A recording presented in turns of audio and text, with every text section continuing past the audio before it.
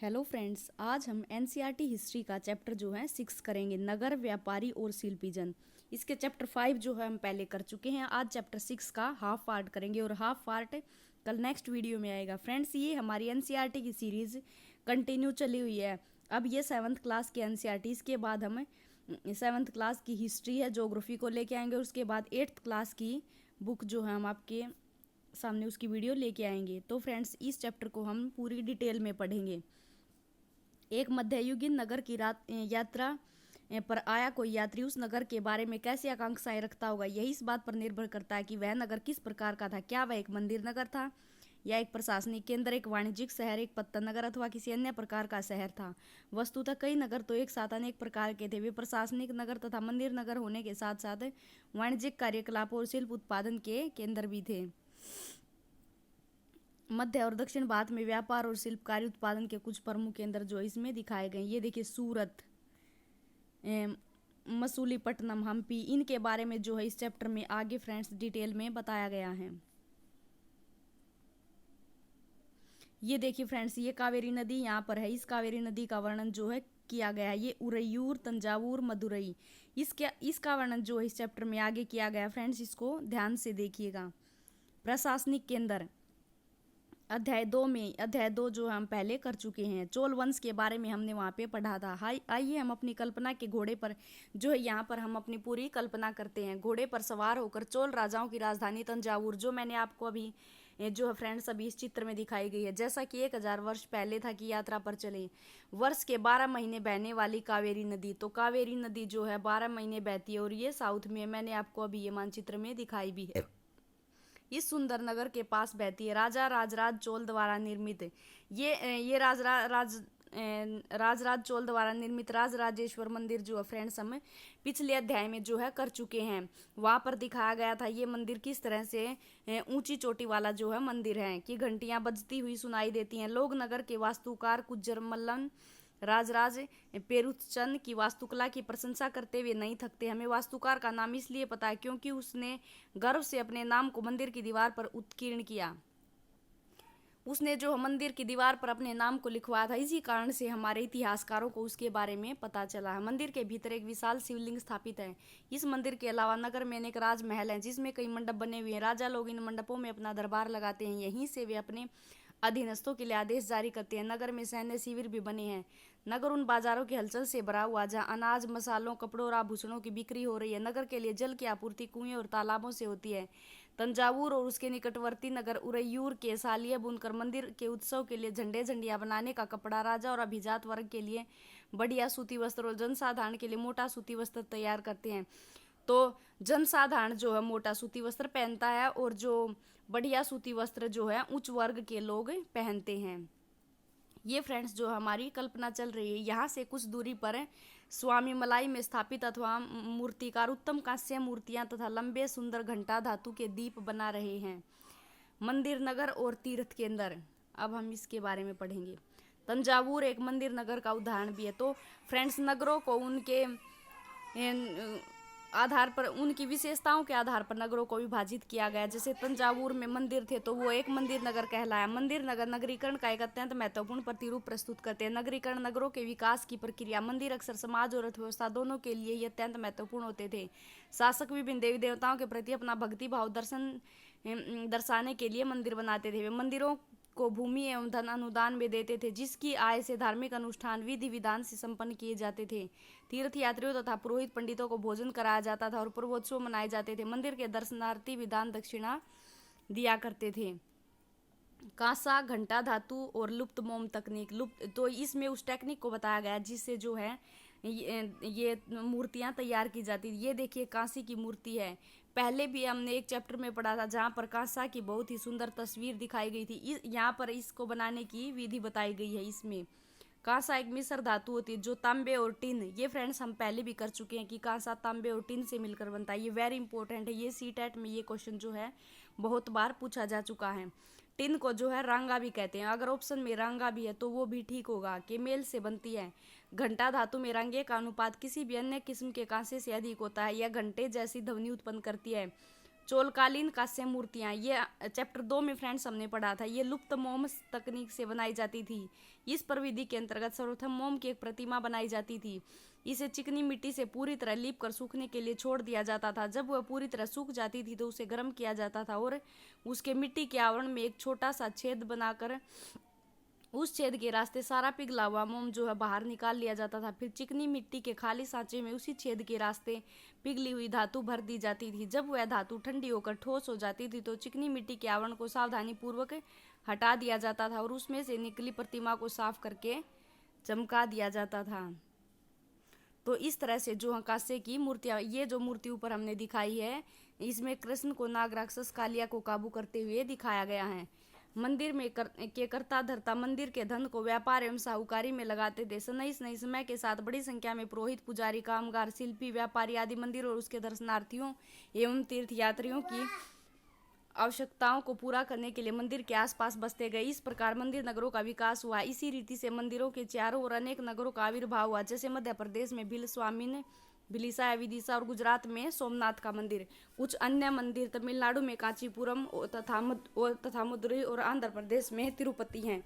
ये जो है उस समय के प्रमुख मंदिर हैं। तीर्थ स्थल भी धीरे धीरे नगरों के रूप में विकसित हो गए। वृंदावन उत्तर प्रदेश और तिरुवन्नमलाई तमिलनाडु ऐसे नगरों के 2 उदाहरण हैं। अजमेर जो है राजस्थान में है। 12वीं शताब्दी में चौहानों की राजधानी था। आगे चलकर मुगलों के शासन में वह सूबा मुख्यालय बन गया। यह नगर धार्मिक सह अस्तित्व का एक उत्कृष्ट उदाहरण प्रस्तुत करता है। सुप्रसिद्ध सूफी संत ख्वाजा मोइनुद्दीन चिश्ती, ये नेक्स्ट अध्याय में हम देखेंगे। यहाँ 12वीं शताब्दी में बस गए थे और उनके दर्शनार्थी एवं श्रद्धालु सभी पंथों में के हुआ करते थे। अजमेर के पास ही पुष्कर सरोवर है, जहाँ प्राचीन काल से ही तीर्थयात्री आते रहते हैं। तो पुष्कर का सरोवर जो है वहाँ पर बहुत से तीर्थयात्री यात्रा करने के लिए जाते हैं। छोटे नगरों का संजाल। 8वीं शताब्दी से उपमहाद्वीप में अनेक छोटे नगरों का संजाल सा बिछने लगा था। संभवतः उनका प्रादुर्भाव बड़े बड़े गांवों से हुआ था। उनमें आमतौर पर एक मंडपिका, बाद में जिसे मंडी कहा जाने लगा, होती थी, जहां आसपास के गांव वाले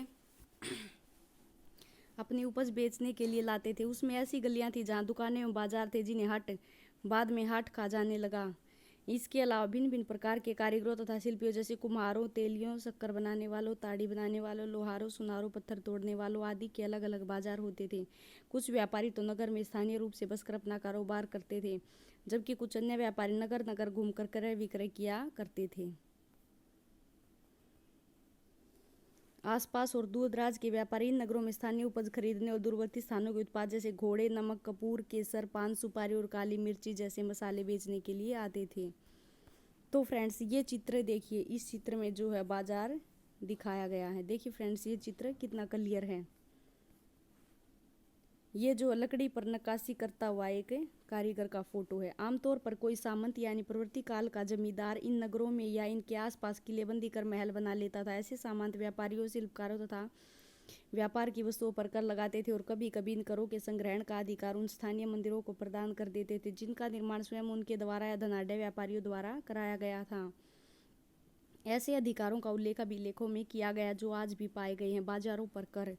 तो फ्रेंड्स उस समय जो है बाजारों पर कर लगाए जाते थे। तो इसमें बताया गया कि किस तरह से कौन कौन से कर लगाए जाते थे और कर किसके द्वारा लगाए जाते थे। इस पूरी में यह डिटेल में बताया गया है। राजस्थान से प्राप्त एक 10वीं शताब्दी के अभिलेख का सारांश है, जिसमें वे शुल्क दिए गए जो मंदिर प्राधिकारियों द्वारा वस्तु के रूप में वसूल किए जा सकते हैं।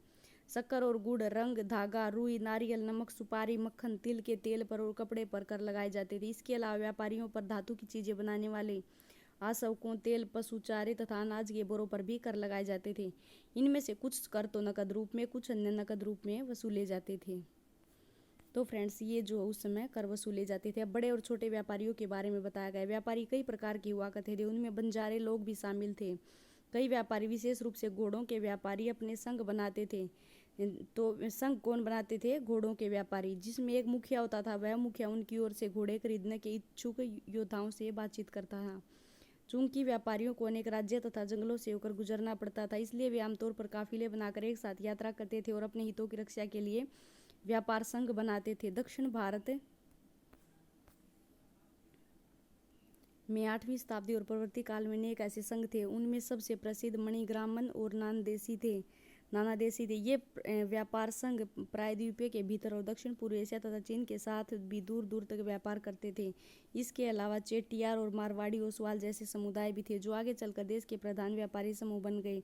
गुजराती व्यापारियों में हिंदू बनिया और मुसलमान बोहरा दोनों समुदाय शामिल थे। वे दूर दूर तक लाल सागर के बंदरगाहों व फारस की खाड़ी, पूर्वी अफ्रीका, दक्षिण पूर्वी एशिया तथा चीन से व्यापार करते थे। वे इन पत्तनों में कपड़े और मसाले बेचते थे और बदले में अफ्रीका से सोना और हाथी दांत तथा दक्षिण पूर्वी एशिया तथा चीन से मसाले, टिन, मिट्टी के नीले बर्तन और चांदी लाते थे।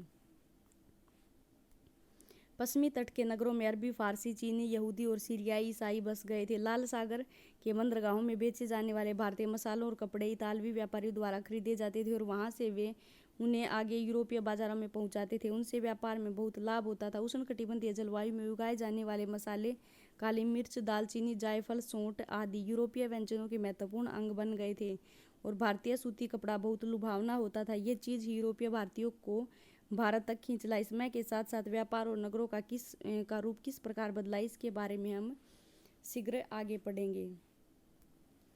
तो ये काबुल के बारे में बताया गया। काबुल अपने पहाड़ी और विषम भूदृश्य के साथ 16वीं शताब्दी से राजनीतिक और वाणिज्यिक दृष्टि से महत्वपूर्ण बन गया। काबुल और कांधार सुप्रसिद्ध रेशम मार्ग से जुड़े थे। साथ ही घोड़ों का व्यापार भी मुख्य रूप से इसी मार्ग से होता था।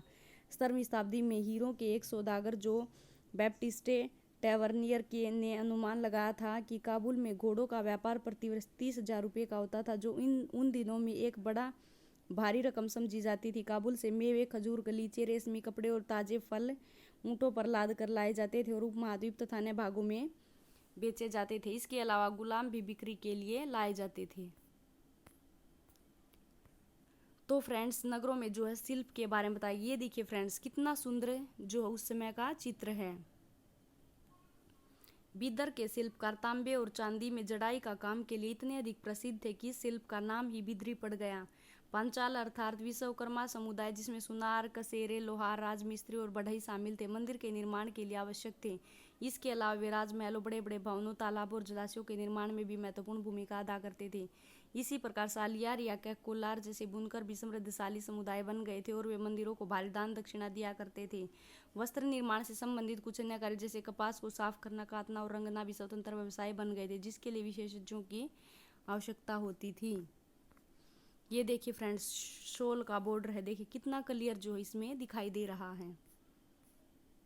अब शहरों के बदलते हुए भाग्य। कई शताब्दियों में लंबे समय से अहमदाबाद, गुजरात जैसे कुछ नगर बड़े व्यापारिक केंद्र के रूप में विकसित हो गए, लेकिन तंजावुर जैसे कुछ अन्य नगर पहले की अपेक्षा विस्तार एवं महत्व की दृष्टि से सिकुड़ गए। इसी काल में पश्चिम बंगाल में भागीरथी नदी के तट पर स्थित मुर्शिदाबाद रेशमी वस्तुओं के प्रमुख केंद्र के रूप में उभरा था। वह 1704 में बंगाल की राजधानी बन गया, लेकिन इसी शताब्दी के दौरान उसका सितारा डूब गया, क्योंकि वहां के बुनकर इंग्लैंड की मिलों से बनकर आए सस्ते कपड़े के साथ प्रतियोगिता में न टिक सके।